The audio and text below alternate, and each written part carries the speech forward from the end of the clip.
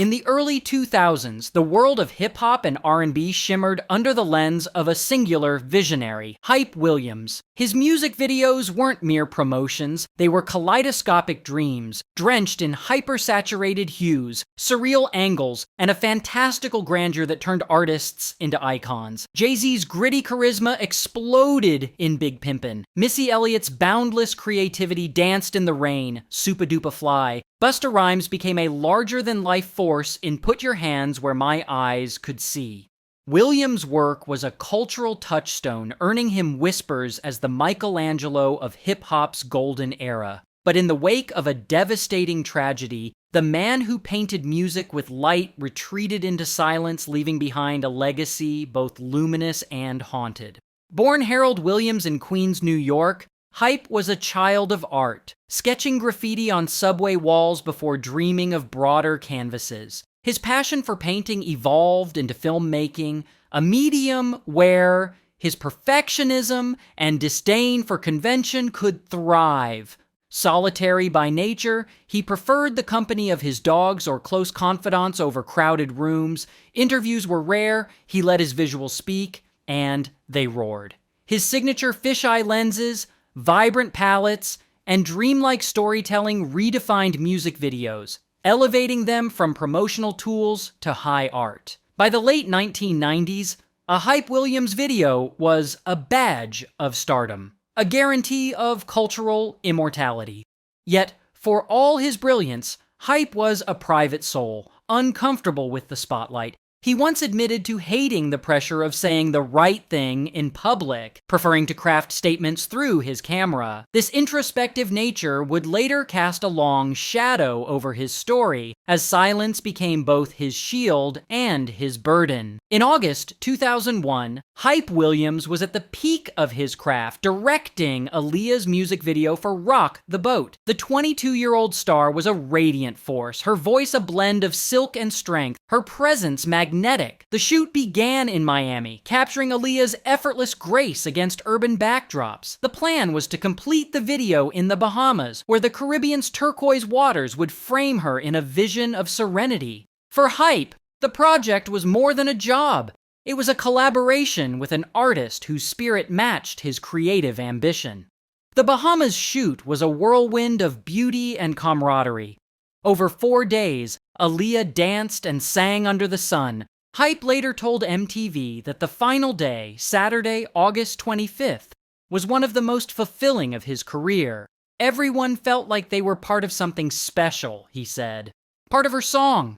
The footage captured Aaliyah at her most luminous, her smile a beacon against the ocean's glow. It was a moment of artistic triumph, a fleeting perfection none could have known would be her last. That evening, Aaliyah and her team prepared to return to Miami. The plane, a small Cessna 402B, was loaded with equipment and passengers.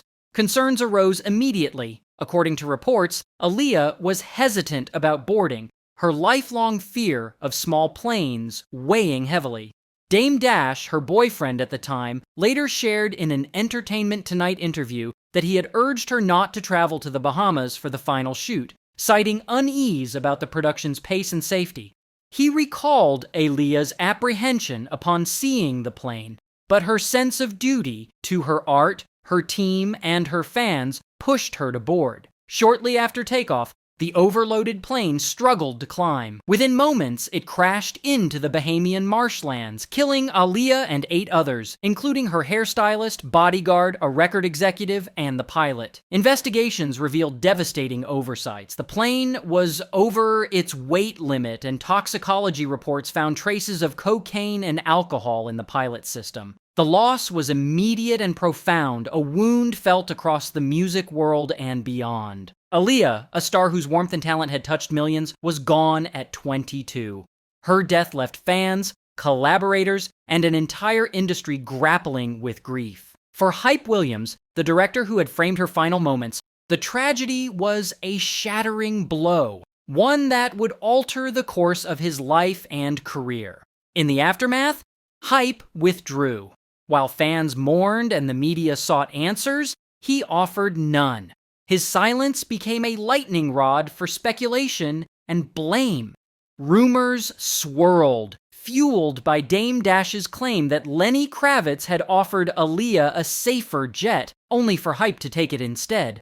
Online forums and early social media buzzed with accusations. Had Hype known the plane was unsafe? Had he prioritized his own safety over Aaliyah's? The truth remained elusive, but the absence of a response from Hype only deepened the public's fixation. Aaliyah's family filed a lawsuit against Virgin Records, Black Hawk Airways, and Hype Williams alleging negligence. The case was settled out of court, its details sealed. Hype never addressed the allegations directly, choosing instead to let the footage from Rock the Boat, released posthumously, stand as his final statement on the project. The video, hauntingly beautiful, became a tribute to Aaliyah's legacy, but for Hype, it was a reminder of a day he could never unsee. To understand Hype's withdrawal, one must look beyond the surface. Creative geniuses often walk a tightrope between control and chaos. Their work a delicate balance of passion and precision. Hype, by all accounts, was a perfectionist who thrived in solitude.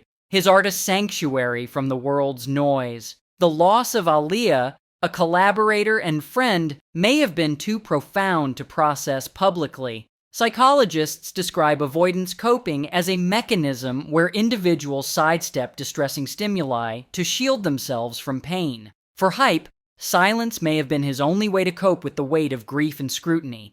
Survivor's guilt, too, likely played a role. Studies in the Journal of Clinical Psychology note that those who survive traumatic events often grapple with unspoken burdens, withdrawing from social and professional spheres. If Hype felt any responsibility, whether justified or not, the guilt could have been paralyzing.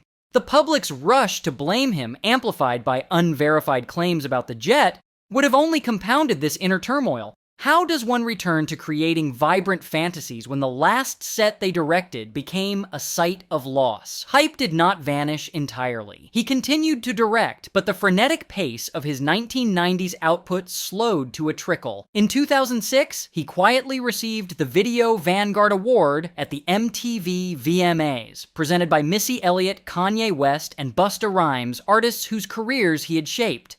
The honor was bittersweet, a nod to a legacy that felt increasingly distant. By then, Hype had become a ghost in the culture he helped define, his name no longer synonymous with every major video release. His 2010 collaboration with Kanye West on All of the Lights briefly reignited attention, but for the wrong reasons. Critics, including filmmaker Gaspar Noé, accused Hype of plagiarizing the title sequence of Noé's Enter the Void. Noé's scathing remarks in a Daily Beast interview criticized Hype for emblazoning his name across the video, a move seen as uncharacteristic for a director who once let his work speak for itself. The controversy, coupled with complaints from epilepsy advocates about the video's flashing lights, further tarnished Hype's brand. The video was re-edited, and Hype receded once more.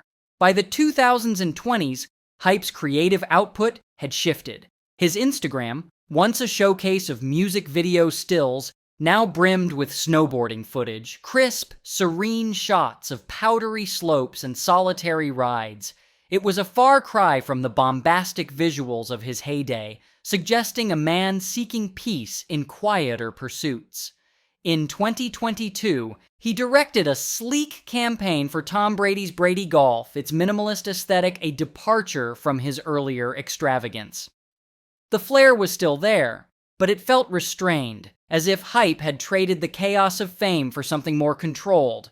The music industry, too, had changed. The era of million-dollar music videos, once a staple of MTV and BET, had given way to streaming platforms and TikTok-driven discovery. Visuals were no longer essential. Many chart-topping songs relied on lyric videos or short social media clips. Hype, whose work thrived on grandeur, found himself navigating a landscape that no longer valued his craft in the same way.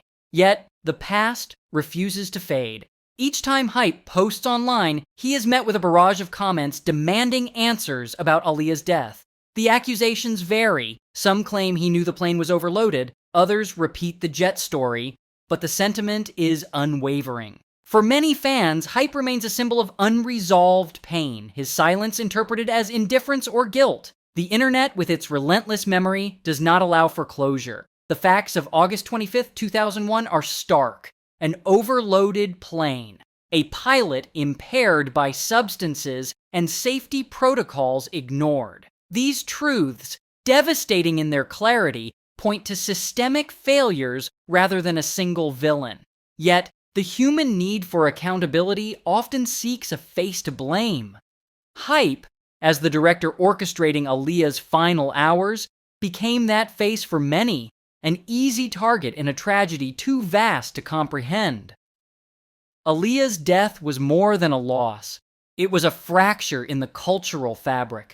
Her music, her grace, her unrealized potential linger in every note of One in a Million and every frame of Rock the Boat. For Hype, the tragedy was a personal and professional crucible. He captured Aaliyah's final sunset, his camera the last to frame her alive. That image, both beautiful and unbearable, may be why he has remained frozen in its light. Grief, in its many forms, demands answers where none exist. It turns loss into a puzzle, as if blame could mend what was broken. But sometimes, tragedy is just that. Tragedy. Aaliyah boarded that plane out of duty, overcoming her fear to honor her art. Hype, in his silence, may be grieving in the only way he knows, through the lens in solitude, away from a world that demands he explain the inexplicable. Perhaps the hardest truth is that some souls, like Aaliyah's, shine too brightly to be held for long, and those left behind, like Hype, carry the weight of their light forever. In the quiet of his snow-covered frames, Hype Williams may be searching for peace, a way to honor the art and the artist he lost, knowing that some stories end not with answers but with the ache of their absence.